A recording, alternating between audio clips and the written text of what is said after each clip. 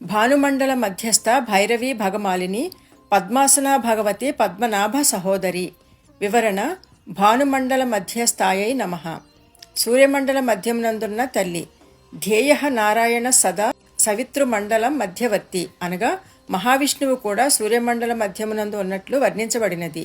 భానుమండలం అనగా అనాహత చక్రము.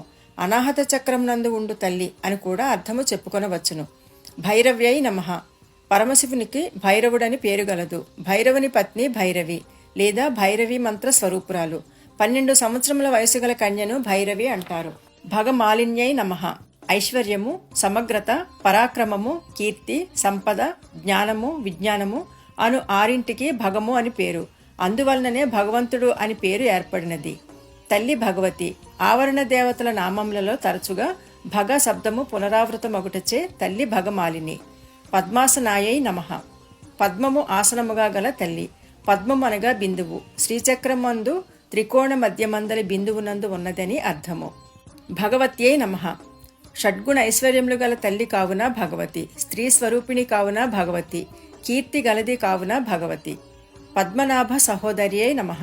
పద్మనాభుడనగా మహావిష్ణువు. ఆయనకు సహోదరి అమ్మ. ఒక్క పరమాత్మయే ధర్మము, ధర్మి అను 2 రూపములను పొందెను.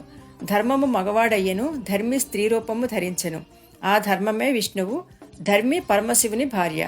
మరొక చోట లలితాదేవియు మహావిష్ణువు కలిసి ఉద్భవించినట్లు కలదు. భాగవతమునందు నంద యశోదులకు యోగమాయ కూతురుగా జన్మించినట్లు కలదు. కావున తల్లి శ్రీకృష్ణునకు సహోదరి అని భావము.